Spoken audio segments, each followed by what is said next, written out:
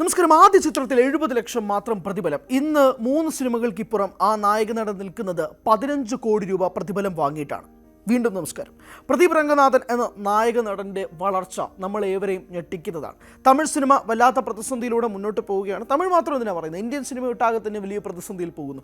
മിക്ക വലിയ താരങ്ങൾക്കും ഇപ്പോഴും അത് വേണ്ട രീതിയിൽ സിനിമകൾ ബോക്സ് ഓഫീസിൽ വിജയിക്കാൻ കഴിയാതെ പോയ ഫോർമുലകൾ നമുക്കറിയാം. എന്തുകൊണ്ട് സ്റ്റാർസിൻ്റെ സിനിമകൾ പണ്ട് കണ്ണും പൂട്ടി വിജയിച്ചുകൊണ്ടിരുന്ന സിനിമകൾ ഇന്ന് കണ്ടന്റ് ഡ്രിവൺ ആയിട്ട് മാറുന്ന സാഹചര്യവും നമുക്കറിയാം. അത് മലയാളത്തിൽ മാത്രമല്ല, തമിഴിലും കന്നഡയിലും ഹിന്ദിയിലും ഒക്കെ തന്നെ ഇത് തന്നെയാണ് സാഹചര്യം, തെലുങ്കിലും ഉൾപ്പെടെ.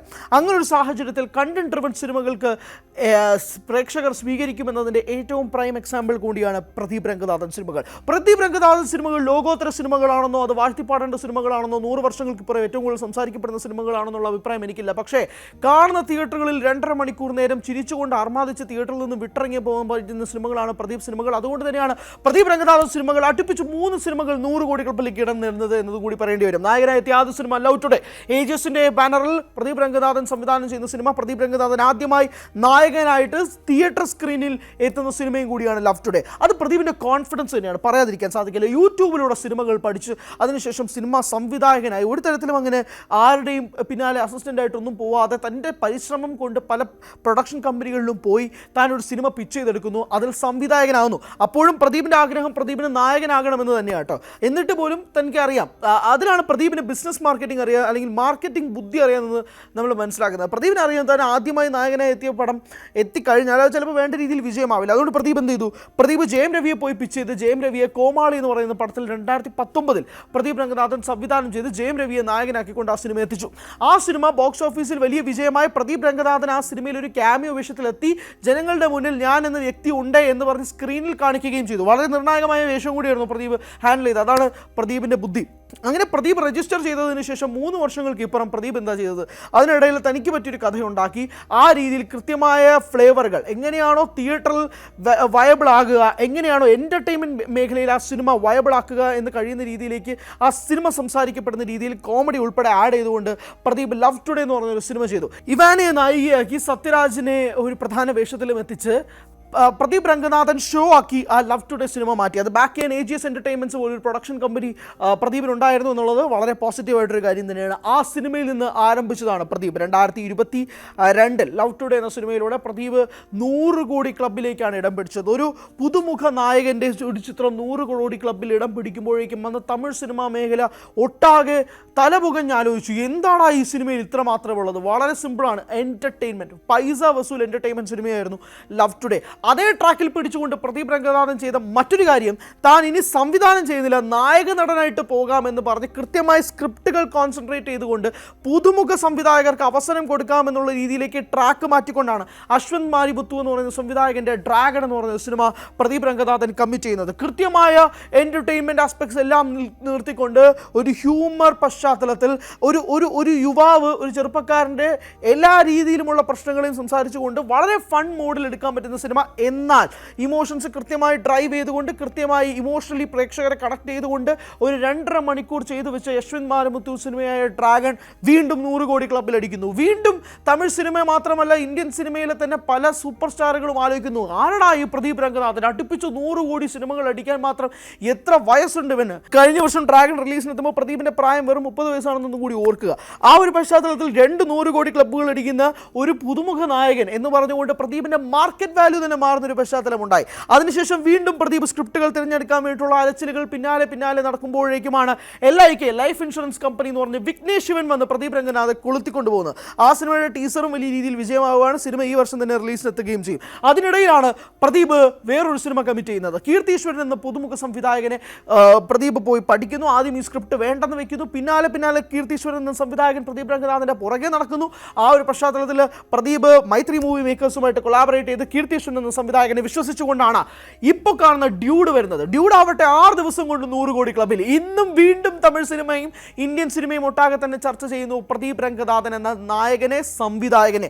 അതിനിടയിൽ രജനീകാന്ത് കമൽ ചിത്രം സംവിധാനം ചെയ്യാൻ പോലും ക്ഷണിച്ചു പ്രദീപ് രംഗനാഥനെ എന്നത് ആലോചിച്ച് നോക്കിയേ. വെറും 3 സിനിമകളുടെ മാത്രം പരിചയമുള്ള പ്രദീപ് രംഗനാഥനെ 45 വർഷങ്ങൾക്ക് ശേഷം രജനിയും കമലും കൂടി വീണ്ടും യുണൈറ്റ് ചെയ്യുമ്പോൾ അത് സംവിധാനം ചെയ്യാൻ വേണ്ടി പ്രദീപ് രംഗനാഥനെ പിച്ച് ചെയ്തെടുത്താണ് ഈ യുവാവിൻ്റെ ഏറ്റവും വലിയ വിജയം വിജയം എന്നതും കൂടി ഓർക്കുക. എന്ത് സാഹചര്യവും കൊണ്ടായിക്കോട്ടെ പ്രദീപ് രംഗനാഥൻ അല്ല ആ സിനിമകൾ ചെയ്യുന്നത്. പക്ഷേ ആദ്യത്തെ ടോക്കിൽ പ്രദീപ് രംഗനാഥൻ ഉണ്ടായിട്ടുണ്ടെങ്കിൽ അതിൻ്റെ അർത്ഥം കൃത്യമായി തിയേറ്റർ വാല്യൂ മനസ്സിലാക്കി, ബിസിനസ് മാർക്കറ്റ് മനസ്സിലാക്കി, കൃത്യമായ ഓഡിയൻസിൻ്റെ പൾസ് മനസ്സിലാക്കുന്ന പ്രദീപ് രംഗനാഥനെ രജനിയും കമ്മലും നോട്ട് ചെയ്തിട്ടുണ്ട് എന്നത് വേണം മനസ്സിലാക്കാൻ. അവരൊരുമിച്ചുള്ള ഒരു സിനിമയിൽ ഒരു പദ്ധതിയിൽ പ്രദീപ് രംഗനാഥനെ അവർ ചിന്തിച്ചു എന്ന് ആലോചിക്കുമ്പോൾ തന്നെ നമുക്ക് മനസ്സിലാകും കൃത്യമായ ഫ്ലേവേഴ്സ് മനസ്സിലാവുന്ന, ഇന്ന് പല തമിഴ് സിനിമ ഡയറക്ടർക്കും ക്രാക്ക് ചെയ്യാൻ കഴിയാത്ത ആ ഫോർമുല പ്രദീപ് രംഗനാഥന് ക്രാക്ക് ചെയ്യാൻ കഴിയുമെന്നതിൻ്റെ പ്രൈം എക്സാമ്പിൾ കൂടിയാണ് ഡ്യൂഡ് എന്ന സിനിമയുടെ വിജയം. ഡ്യൂഡ് എന്ന സിനിമയുടെ കോൺസെപ്റ്റിനെ പറ്റി സോഷ്യൽ മീഡിയയിൽ വളരെയധികം ട്രെൻഡുകൾ ഉണ്ടാകുന്നു, ട്രോളുകൾ ഉണ്ടാകുന്നു, വിമർശനങ്ങൾ ഉണ്ടാകുന്നു. But ultimately it is N entertainment film. 2 മണിക്കൂർ 20 മിനിറ്റ് എല്ലാം മറന്ന് വളരെയധികം സന്തോഷിച്ച് എല്ലാ ഇമോഷണൽ റൈഡിലൂടെ പോയി ലാഗ് ഒന്നും അടിക്കാതെ സിനിമ സ്ക്രീനിൽ പ്രേക്ഷകനെ കണ്ണുപിടിച്ചെടുത്താൻ കഴിയുക എന്നുള്ളത് തന്നെയാണ് ഇന്ന് പല സംവിധായകർക്കും നേരിടുന്ന ഏറ്റവും വലിയ വെല്ലുവിളി. സംഭാഷണങ്ങൾ നേരെ ചൊവ്വേ കൊളുത്താൻ സാധിക്കുന്നില്ല എന്നുള്ളതാണ് ഏറ്റവും വലിയ വെല്ലുവിളിയായിട്ട് തിരക്കഥാകൃത്തുകൾക്ക് ഈ നാളുകളിൽ ഉണ്ടാവുന്നത്. അതെല്ലാം സംവിധായകനും നടനുമായ പ്രദീപ് രംഗനാഥൻ ഇത് ക്രാക്ക് ചെയ്യാൻ സാധിക്കുന്നുണ്ടെങ്കിൽ തിയേറ്റർ വ്യവസായം അയാൾ എത്രമാത്രം പഠിച്ചിട്ടുണ്ട്, അയാൾക്ക് എത്രമാത്രം ജനങ്ങളുടെ പൾസ് അറിയാം എന്നുള്ളത് വ്യക്തമാണ്. ഇന്നും പല സൂപ്പർ സ്റ്റാറുകൾക്കും അവർ ചെയ്യുന്ന സിനിമകൾക്ക് ഇത്രയും വലിയ ബോക്സ് ഓഫീസ് കളക്ഷൻ ഉണ്ടാക്കാൻ കഴിയാത്തതിൻ്റെ ഏറ്റവും പ്രധാനപ്പെട്ട കാരണങ്ങളിൽ ഒന്ന് ജനങ്ങളുടെ പൾസ് മനസ്സിലാവുന്നില്ല എന്നുള്ളതാണ്. അവിടെ നിന്നുകൊണ്ടാണ് ഒരു ജെൻസി പോലൊരു ജനറേഷന് വേണ്ടിയിട്ടെന്നൊക്കെ അയാളെ കളിയാക്കി വിളിക്കുകയാണ്. ഞാൻ ഒരു കാര്യം പറയാം, ഈ ഒരു സിനിമ ജെൻസി മാത്രം ഏറ്റെടുത്ത സിനിമയല്ല. ഡ്യൂഡ് ആയാലും ലവ് ടുഡേ ആയാലും ഡ്രാഗൺ ആയാലും ഇതെല്ലാം ഇന്നത്തെ യൂത്ത് ആയിക്കോട്ടെ അല്ലെങ്കിൽ ഫാമിലിയും കൂടെ കൊളാബറേറ്റ് ചെയ്യുന്ന രീതിയിലാണ് സിനിമ മാറുന്നത്. അവിടെയാണ് പ്രദീപിൻ്റെ മറ്റൊരു വിജയം. ജെൻസിയുടെ ഒരു ആംഗിളിൽ നിന്നുകൊണ്ട് പ്രദീപിൻ്റെ ഒരു വിഷൻ അല്ലെങ്കിൽ പ്രദീപിൻ്റെ നായകനാക്കിക്കൊണ്ട് വരുമ്പോൾ സ്വാഭാവികമായി യൂത്ത് സെൻട്രിക് ആണെങ്കിൽ പോലും പ്രദീപ് കൃത്യമായ ഇമോഷൻസ് എവിടെ പിടിക്കുന്നതെന്ന് അറിയാമോ? പ്രദീപിൻ്റെ അമ്മ ക്യാരക്ടറിലോ പ്രദീപിൻ്റെ അച്ഛൻ്റെ ക്യാരക്ടറിലോ അല്ലെങ്കിൽ പ്രദീപിൻ്റെ നായികയായി എത്തുന്ന നായികയുടെ ക്യാരക്ടറിൻ്റെ അച്ഛനോ അങ്ങനെയൊക്കെ വെച്ച് കൊളുത്തിക്കൊണ്ടൊരു ഇമോഷണൽ ഫാമിലി റിലേഷൻഷിപ്പും കൂടെ ബിൽഡ് ചെയ്യുന്നതോടുകൂടി സംഗതി ക്ലീനായി. ഇത് ജെൻസിയിലേക്ക് മാത്രമല്ല പോകുന്നത്, ഫാമിലി ഓഡിയൻസിലേക്കും കൂടെ കേറ്റർ ചെയ്യുന്ന രീതിയിലേക്ക് സിനിമയുടെ ഗതിയെ മാറുന്നു. That is the prime thing why Pradeep Ranganathan still ruling the entertainment field എന്ന് തന്നെ പറയേണ്ടി വരും. കാരണം കഴിഞ്ഞ 3 സിനിമകളും 100 കോടി ക്ലബ്ബിൽ അദ്ദേഹത്തിന് സ്ഥിരമായ രീതിയിൽ ഇടം പിടിക്കാൻ സാധിച്ചിട്ടുണ്ടെങ്കിൽ അത് കൃത്യമായ ഇമോഷണൽ ഡ്രൈവ് പ്രേക്ഷകനെ കൊണ്ടുപോകാൻ കഴിയുന്ന രീതിയിൽ കൊണ്ട് തന്നെയാണ്.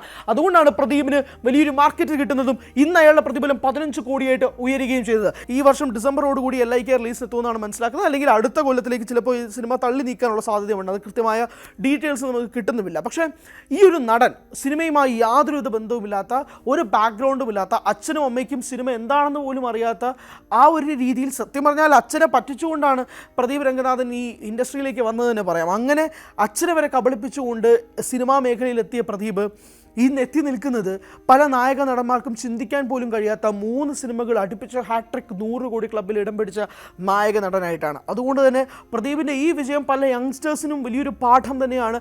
എങ്ങനെയാണോ ജനങ്ങളുടെ പൾസ് മനസ്സിലാക്കിക്കൊണ്ട് മുന്നോട്ട് പോയാൽ അവർ സ്വീകരിക്കും എന്നതിൻ്റെ ഏറ്റവും പ്രൈം എക്സാമ്പിളാണ് പ്രദീപ് രംഗനാഥൻ.